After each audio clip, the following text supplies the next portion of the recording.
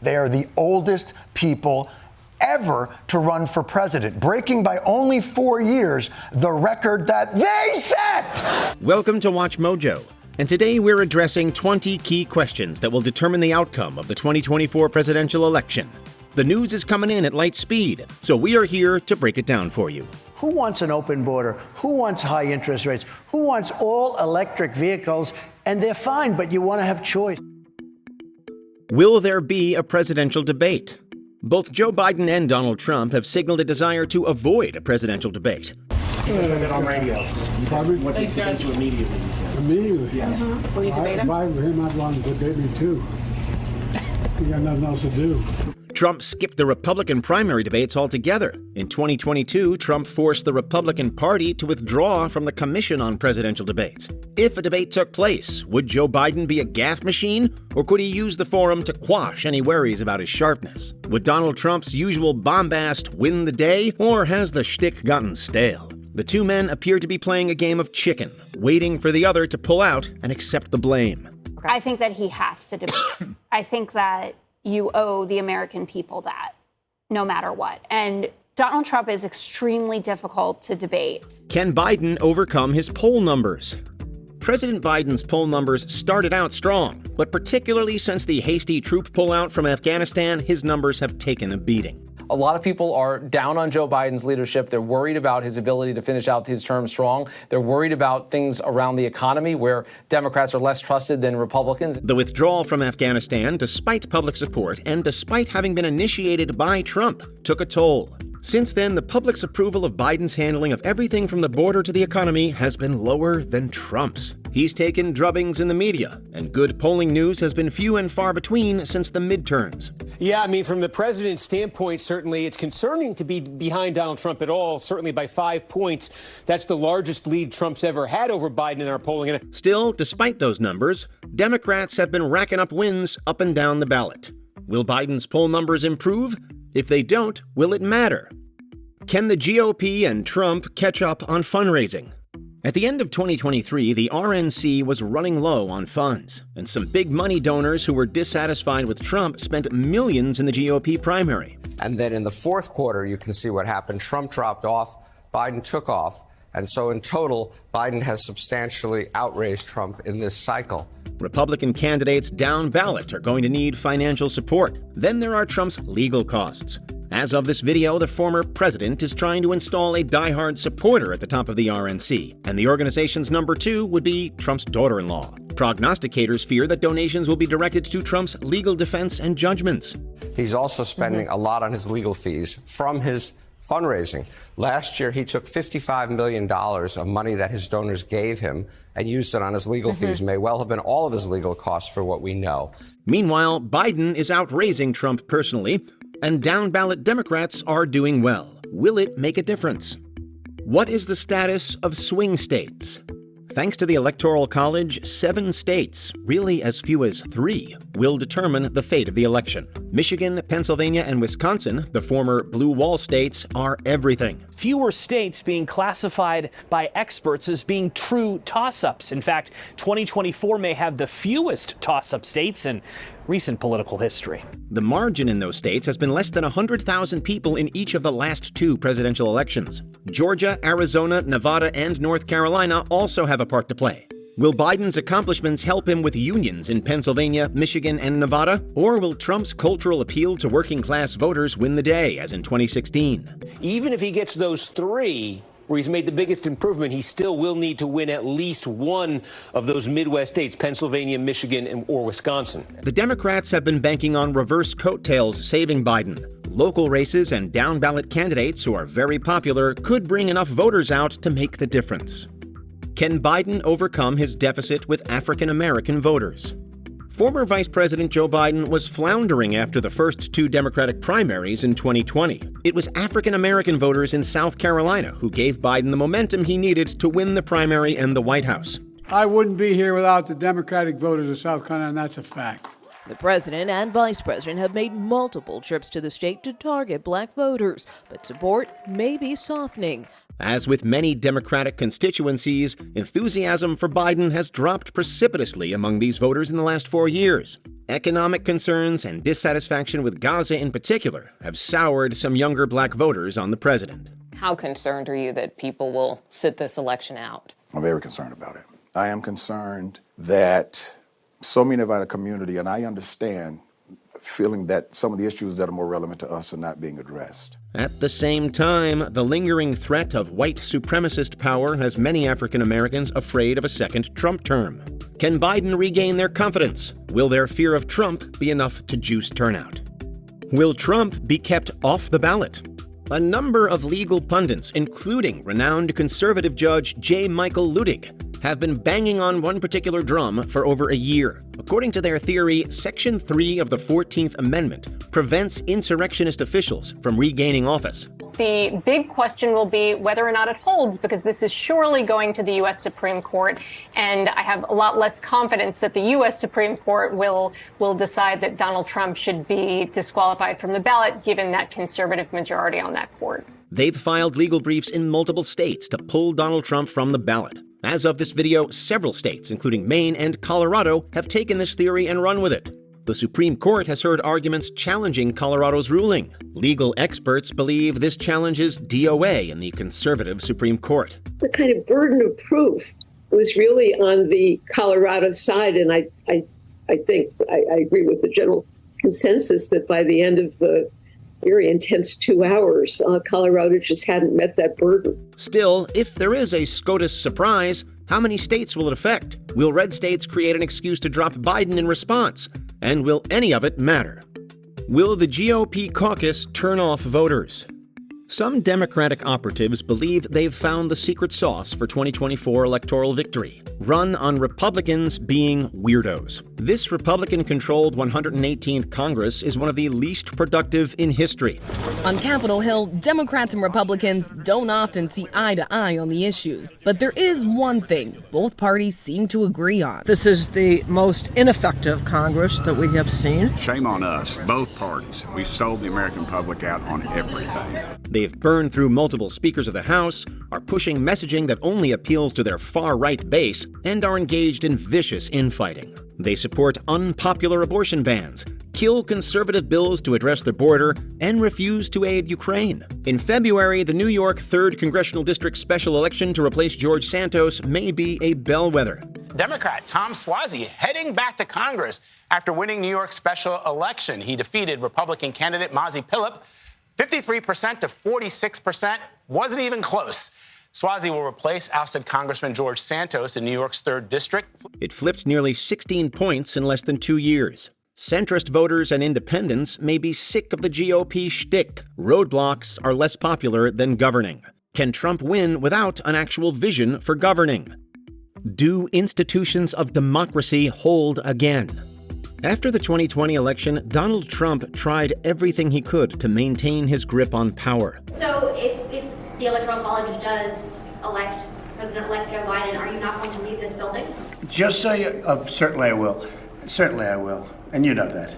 He filed lawsuits and pressured local election officials to change vote tallies. But state and federal courts rejected spurious claims. Up and down state and local bureaucracies, institutions held, but the threat didn't end there. He accused poll workers like Ruby Freeman of committing fraud without any evidence. Threats have flooded election offices around the country, and local governments have been quietly sounding the alarm as they have hemorrhaged workers. People have been too scared for their personal safety. I used to be very proud of my position and telling people what I did for a living, and I don't do that anymore because you never know what reaction you're going to receive from the people on the other end. Election deniers have made a concerted effort to fill those positions themselves. Will institutions hold again in 2024? Will third-party candidates spoil the race? Whether correct or not, many political observers credited third-party candidate Ross Perot with spoiling the election in 1992. The same has been said of Ralph Nader in 2000 and Jill Stein in 2016. Between a potential no-labels centrist candidate and RFK Jr., third-party candidates could affect the 2024 election. Why do 1 in 5 Americans say that they're interested in your candidacy? I think those are the people who've heard me speak. At least conservatives who support Trump think so. Both No Labels and RFK Jr. have been funded by major Trump and GOP donors. However, Joe Manchin, West Virginia senator and potential No Labels candidate, has announced that he will not run. What changed? Why aren't you launching that bid?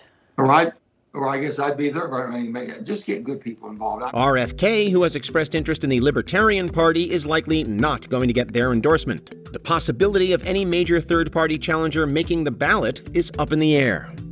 Will the end of Roe continue to help Democrats? President Biden and Vice President Harris kicked off their 2024 campaign with a pro-abortion rights rally on the anniversary of Roe v. Wade. And let there be no mistake. The person most responsible for taking away this freedom in America is Donald Trump. The Democrats are counting on abortion rights to help put them over the top. It may not be a bad bet. Everywhere abortion is on the ballot, even in deep red states like Kentucky and Kansas, the issue is a winner. Abortion propelled Democrats to victories in special elections all over the country. It also helped prevent a red wave for Republicans in the 2022 midterms. The GOP keeps pushing an unpopular anti-abortion agenda, promoting a national ban, and huge swaths of the country are becoming virtual OBGYN deserts as doctors fear the legal consequences of providing health care. This is an issue that's vexing Republicans as they look at the map next year, but it's vexing those on the debate stage. How are they going to handle this tough political moment for the GOP? Will anti-Trump Republicans endorse Biden? The 2020 presidential election was historic in a number of ways.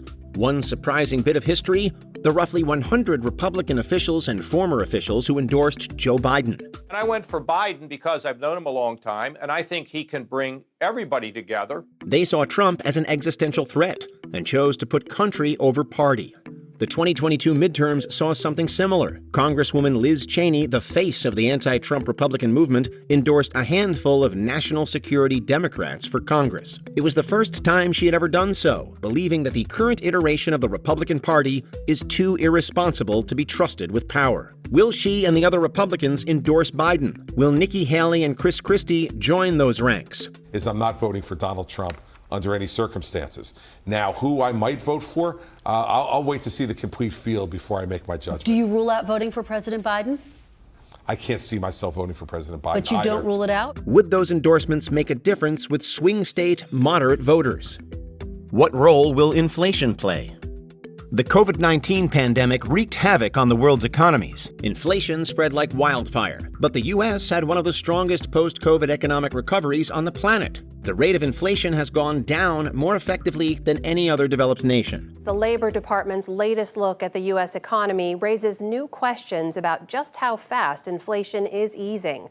Consumer prices in January were up 3.1% from a year ago, smaller than the annual increase in December. Despite Federal Reserve raising interest rates to cool the economy, job numbers are consistently good, and fears of a recession have receded. Still, bizarrely, Joe Biden gets virtually no credit, and polls show that voters trust Trump more on the economy. I think that for most voters, you continue to see that the economy is a lagging number for Joe Biden. But I do think that I'm probably, unlike a lot of Republicans, I think it could benefit him over the course of the next 10 months because for the first time in 3 years, real wages are actually outpacing inflation. Will that trend continue? One potential clue is consumer sentiment. Early 2024 data show that consumers are finally starting to feel better about the economy. Will this help Biden turn his numbers around? How important is Gaza as an election issue? Some voters, particularly left-wing and Muslim Americans, are furious with Joe Biden over the issue of Gaza. Wherever Biden goes, protests follow, shouting, "Genocide Joe." It's all the fallout from a top-dollar presidential fundraiser coming as Palestinian supporters push for a ceasefire in Gaza, blaming the war on U.S. support for Israel and, as they call the president, Genocide Joe. Young voters especially are impassioned. Benjamin Netanyahu is in a political quagmire and is incentivized to keep the war in Gaza going as long as possible. He is deeply unpopular in Israel, but remains ensconced in power as long as the war continues. Biden has disparaged Netanyahu in private, but has done little publicly to distance the U.S. from Israel's actions or seemingly exert much influence. President Biden and Jordan's King Abdullah did not mince words, warning Israel not to launch a major offensive in the most densely populated part of southern Gaza. And now they're packed into Rafah, exposed and vulnerable. They need to be protected. How this plays, particularly in Michigan and Minnesota, which each have large Muslim populations, could make a swing state difference. Will the GOP help Ukraine? Though the Senate passed a bipartisan foreign aid bill, it appears as of mid-February to be DOA in the House. Supporting this bill is standing up to Putin. Opposing it is playing into Putin's hands. Without that support aid, it seems very possible that Ukrainian freedom will eventually be in big trouble. Ukrainian fighters are literally running out of ammunition. If Ukraine falls to Russia, NATO countries could be next to be attacked. In an interview with Tucker Carlson, Putin denied any interest in pushing further west. Still, to those who understand history, the way he spoke about Poland subtly signaled a desire to invade. Trump consistently mischaracterizes the NATO alliance, often describing it like a mafia protection racket. The NATO countries have to pay up. They're not paying up. They're not paying what they should. And they laugh at the stupidity of the United States of America, where we have a guy that gives $60 billion every time somebody comes and asks for it. During a campaign stop, Trump said that he would encourage Putin to invade any NATO country that, quote, doesn't pay. Will voters care? Will there be a wider war in the Middle East? Ever since the October 7th Hamas attacks, the region has been balanced on the edge of a knife. The war in Gaza is still raging, with thousands of innocent Gazans, many of them children, paying the price. Meanwhile, Iranian proxies are ramping up both rhetoric and attacks. New strikes on Iranian-backed militants far from Israel's borders, stoking fears that the United States is on the brink of a wider war in the Middle East. The Houthis in Yemen and Hezbollah in Lebanon are champing at the bit for a larger regional war. The Houthis have attacked shipping lanes to disrupt international commerce. The U.S. has retaliated with bombing runs. Iranian proxies in Iraq killed several U.S. soldiers and wounded dozens of others, prompting more retaliation. Every single one of these attacks is a signal from Iran and its proxies that they are not only watching what the U.S. is doing, but it's also a signal that they are prepared to act against the U.S. should they feel the need to do so. Still, Biden and Iran are both signaling de-escalation. Can cooler heads prevail, or will the war continue, pulling in the rest of the world? Can Biden convince his critics to embrace his successes? That was yesterday. What can you do for me today? It's a perennial problem in American politics that all presidents endure. Most presidents, though, have a shorter list of accomplishments than Joe Biden. If he loses this fall and ushers Donald Trump back into the presidency, that will definitely affect historians' view of his presidency. But in any case, what it says is that they are respecting him for having ousted Trump in the first place and trying to restore the presidency and the country. The American Rescue Plan helped stabilize the economy. The CHIPS and Science Act has helped high-tech manufacturing in the U.S. And America is in the middle of an expansion of manufacturing after decades of industry layoffs and closures. The Inflation Reduction Act is the biggest climate bill in American history. America is in a green energy boom. Talking about accomplishments, this White House says that it has made in its 2.5 years in office that are responsive to the needs of the public and also at the same time targeting those election messages by doing it. Sweden and Finland joined NATO, and Ukraine is, as of now, still fighting hard. In many respects, Biden has been ranked a very successful president. But can he sell that message to voters? Will the definition of democracy itself be an issue? In 2020 and 2022, the pundit class slammed Joe Biden for focusing on democracy as an election issue. They're going after your right to vote. President Biden took his message that democracy is on the ballot to New Mexico and California. He ignored naysayers, and voters proved its huge relevance. Unfortunately, democracy is as salient an issue in 2024 as it was in the midterms. MAGA supporters have unveiled Project 2025, a plan to replace career civil servants with right-wing ideologues in a Trump presidency.